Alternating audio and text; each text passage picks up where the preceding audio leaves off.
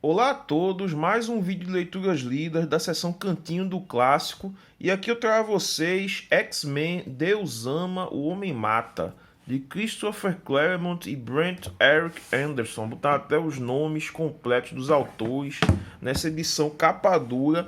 A segunda republicação que a Panini fez, certo? A primeira sendo de 2003 e essa segunda de 2013. Uma história seminal dos X-Men, certo?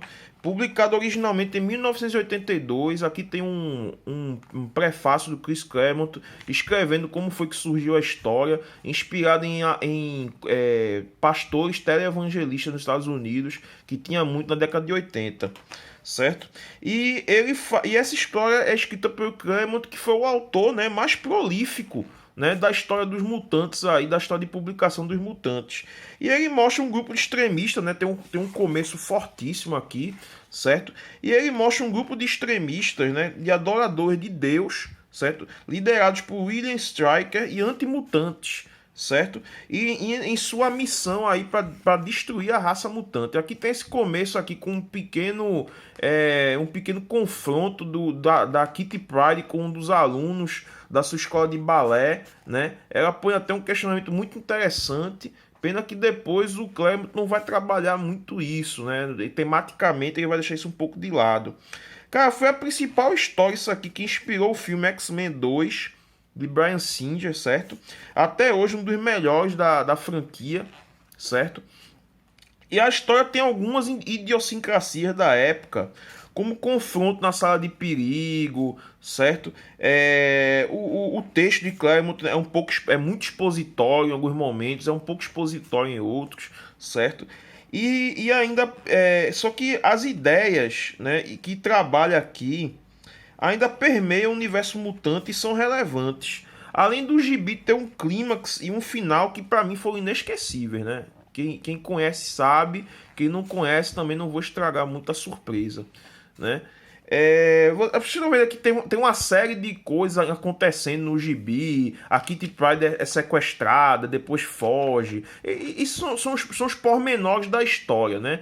São os elementos que levam a história. O que importa aqui é realmente o confronto dos ideais, né? Um antigo, né? E o outro tolerante, que são confrontados ao final, certo? A Kitty é sequestrada por esses purificadores. Aí tem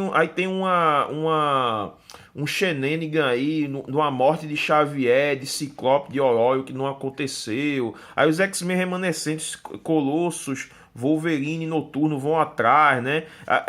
Enfim, é uma história bem boa, certo? Mas uma característica que eu achei da história do Claremont é o seguinte: é a confiança que ele tem nas instituições. Você vê aqui que polícia, Estado, mídia e até mesmo a própria religião, né, que em determinado momento ele considera e classifica como sendo fundamentalista, né, ele para ele funciona de forma ideal, né. Vou voltar um pouquinho aqui, como por exemplo o William Stryker está para fazer sua grande apresentação na TV, certo? O comentarista do jornal diz que alguns pastores, né? Os mesmos pastores fundamentalistas, ou seja, mesmo aqueles evangélicos mais loucos, certo? Eles ainda são contra o William Stryker, ou seja, a instituição, a religião se volta contra esse ideal fanático do William Stryker. Aqui tem algumas cenas de uns senadores comentando, certo?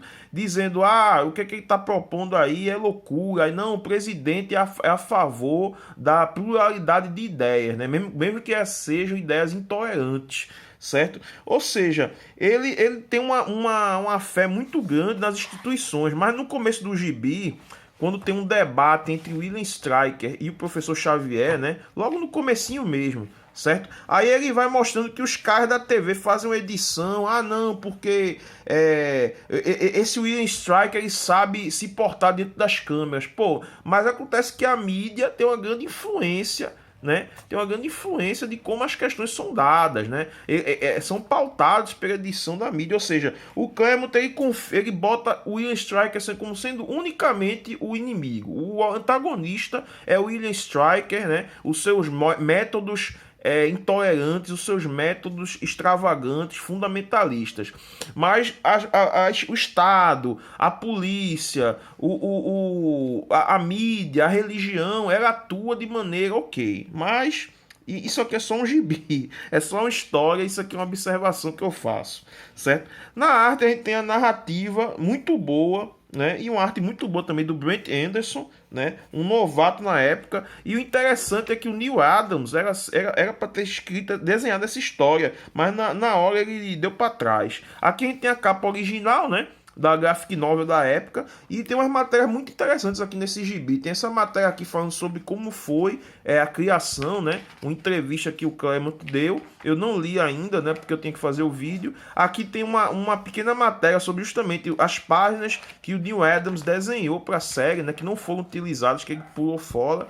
E uma entrevista com o desenhista Brent Anderson, né? Aqui tem umas capas do Neil Adams, as páginas do Neil Adams. Essa edição da Panini é muito completa, viu? É a melhor edição que você vai ter para ter essa história.